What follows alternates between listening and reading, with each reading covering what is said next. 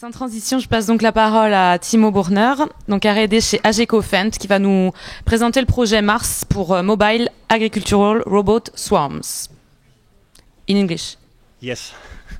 Hello, salut. Oui, bonjour, salut dans le texte. Merci d'être là, merci à l'équipe de Nayo. Je m'appelle Timo Burner, je travaille pour EcoFendt et je suis le responsable du projet Mars. Vous savez que ECODE, enfin vous le savez peut-être, est le troisième fabricant de matériel agricole et Fendt est une de ses marques. Mars, c'est une approche simplifiée de la robotique agricole. Je vais vous présenter tout d'abord mon plan et je vais commencer par une question. Pourquoi changer le système actuel? Si on remonte à 1893, il s'agissait d'une machine assez sophistiquée pour l'époque. Il s'agissait d'une machine électrifiée et vous pouvez voir les gens tout autour qui ont l'air fort fiers de ce dispositif. Et vous voyez que quelqu'un à l'époque a dit que le développement de la machinerie agricole peut être aujourd'hui considéré comme achevé. Donc c'était vraiment considéré comme un aboutissement de la machinerie agricole de l'époque. Si on y repense, peut-être qu'on n'est pas vraiment au terme du développement, ce n'est pas vraiment la réalité. Le piège malthusien. On a beaucoup parlé de la croissance de la population, de l'explosion démographique. Et vous voyez ici en rouge la quantité d'aliments nécessaires pour la population mondiale.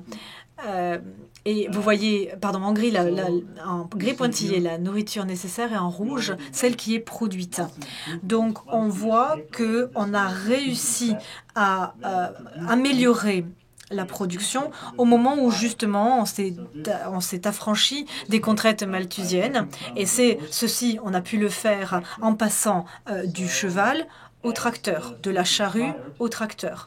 Donc on peut voir maintenant que cette courbe rouge évolue de manière très linéaire, donc la production de nourriture est linéaire et à un moment ou à un autre on va avoir un décrochage et c'est vraiment la responsabilité de nos ingénieurs d'éviter cela, d'éviter ce décrochage, c'est-à-dire que la nourriture produite soit insuffisante. Et quelle est la prochaine étape? Peut-être que ce sont les robots.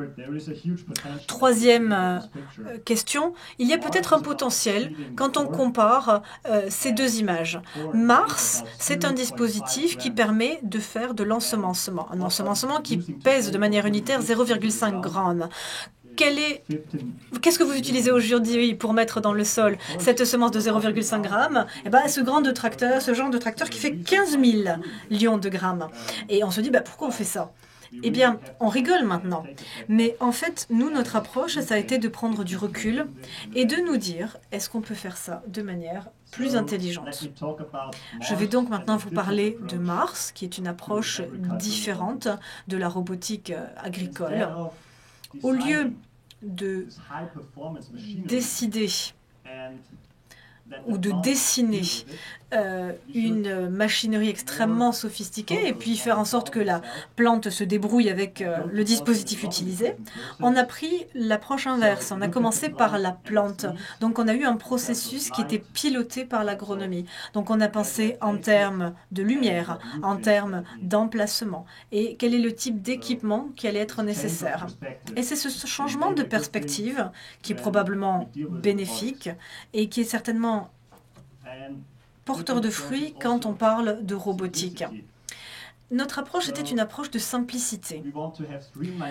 On veut avoir des châssis qui soient épurés, avec 4 roues identiques, avec 4 roues motrices et avec une chargeuse. Donc quelque chose de super simple.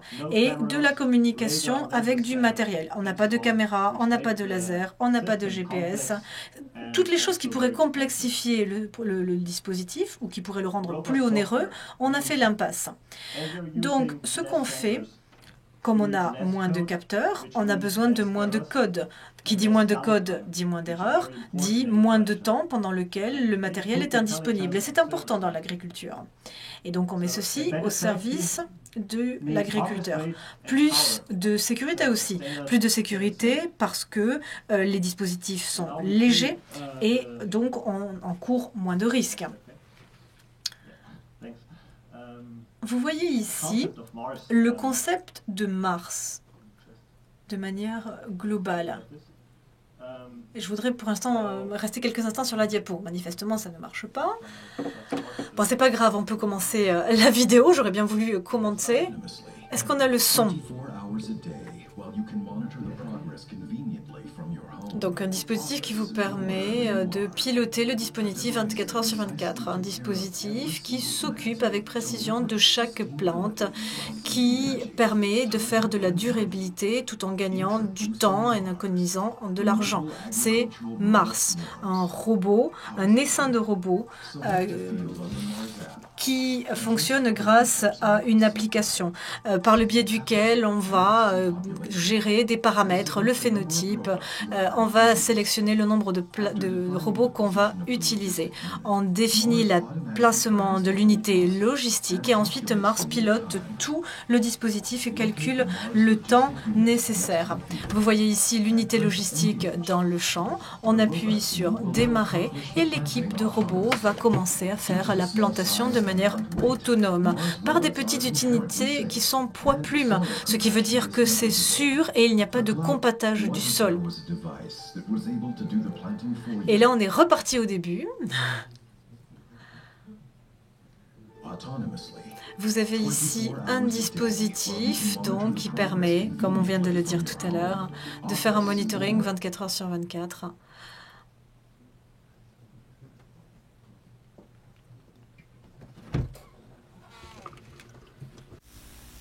The field and press engage. Donc on reprend ce qu'on a déjà dit. Donc l'équipe de robots maintenant retourne dans le champ, va faire son travail de manière autonome. C'est des petites unités qui sont légères, donc sûres.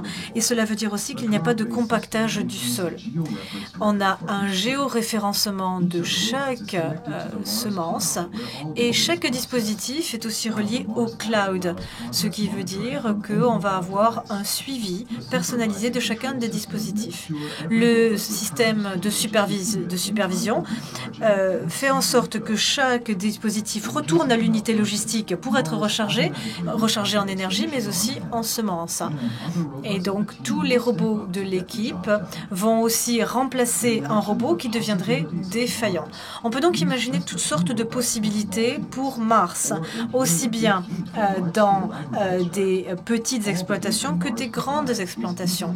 Mars fournit un certain nombre de données qui peuvent être utilisées pour de plus amples analyses.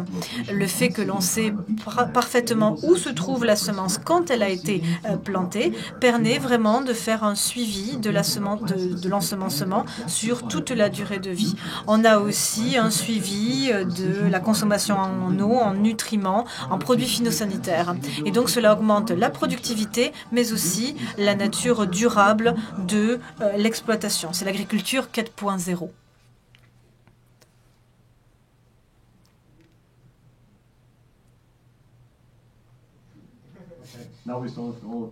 Alors, je pense qu'on a résolu maintenant tous les problèmes techniques.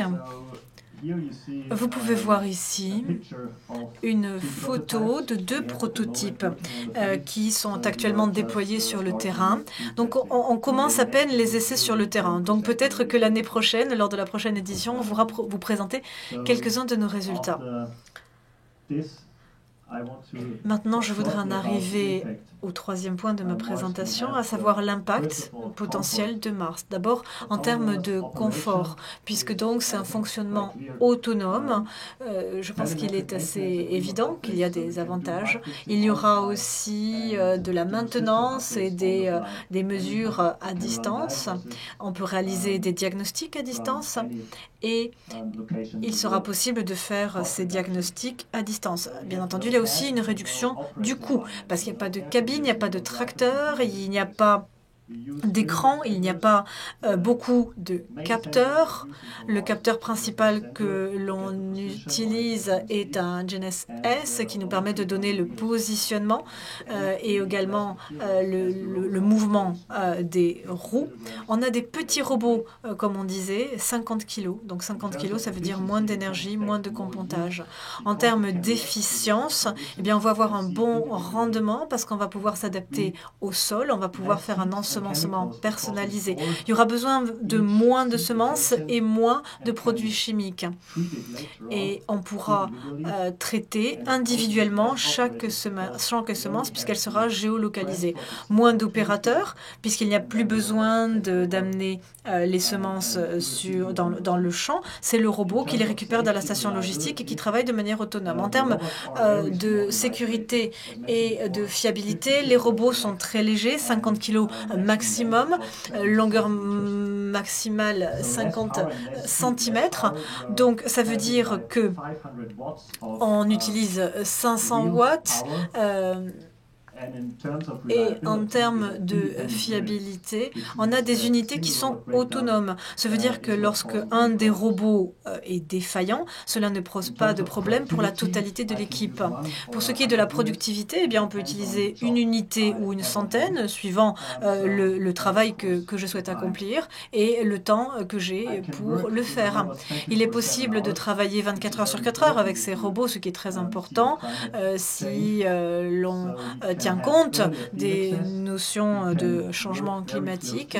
On peut travailler à proximité des villages parce que ce sont des unités qui sont peu bruyantes. Et on peut aussi faire des réparations rapides parce qu'il n'y a pas besoin d'un atelier spécialisé ou d'outils spécialisés. 2 personnes suffisent à soulever le robot et à le réparer sur site. Et enfin, on va parler de la notion de durabilité. 80% de pression sur le sol en moins par rapport à un tracteur, donc moins de compactage.